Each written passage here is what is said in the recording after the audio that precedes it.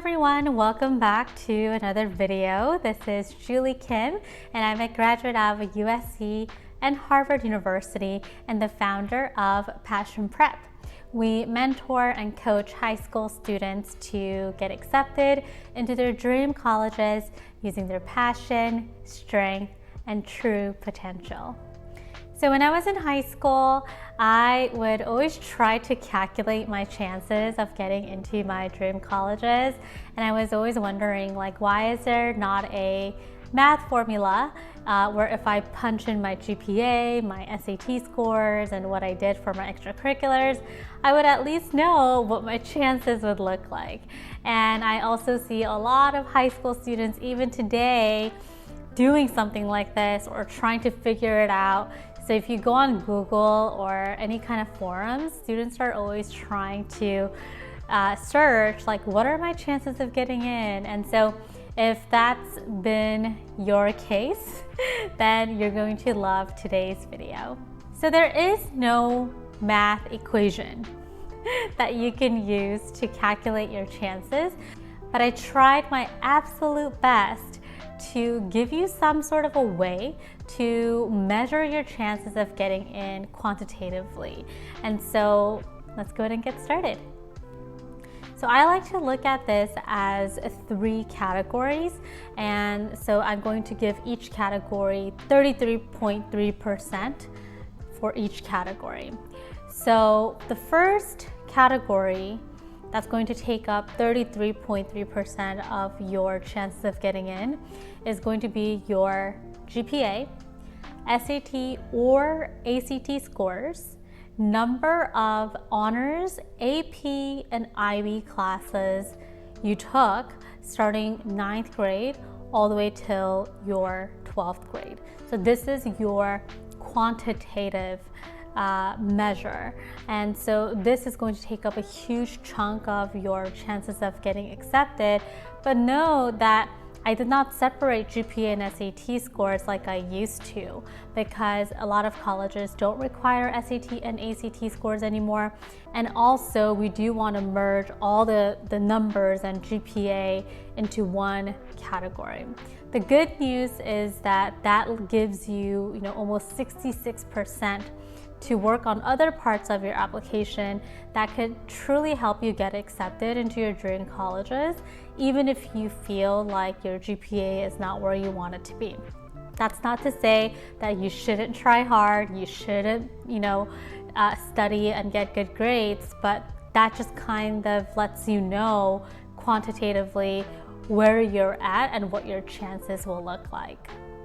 The second category, which will also take up 33.3%, is your demonstration of academic interest and your personal interest.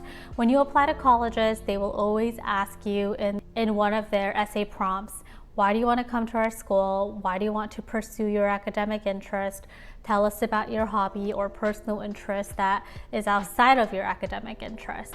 And so, demonstrating your academic interest and your intellectual curiosity, they are so important, because at the end of the day, that is the reason why you're going to college. And so the way that you could demonstrate your academic interest and your personal interest, passion projects, research position, internships, college essays, recommendation letters, and the application itself.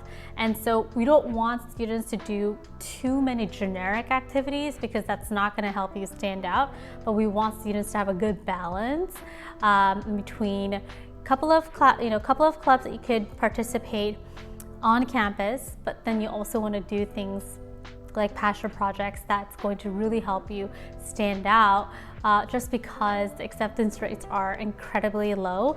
And if you're just doing what everyone else is doing and just trying to show that, like, hey, I went to the summer program, hey, I volunteered here, that is probably not going to be enough. The last category, which is also going to take up 33.3%, is your SPV.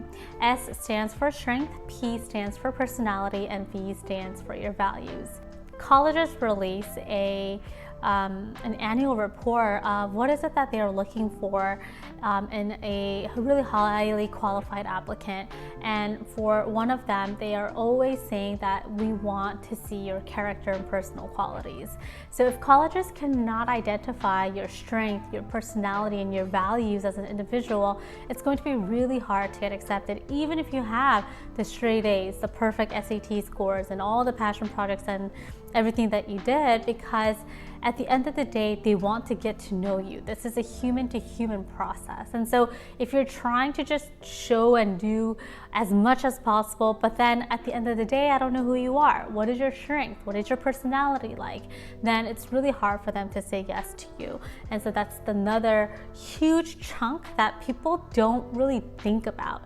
But that's where you will find the magic. That's how students get accepted into their dream colleges, because everyone could go to the same summer program, but what really helps one student stand out? What really allows one student to get in? Demonstration of your SPV.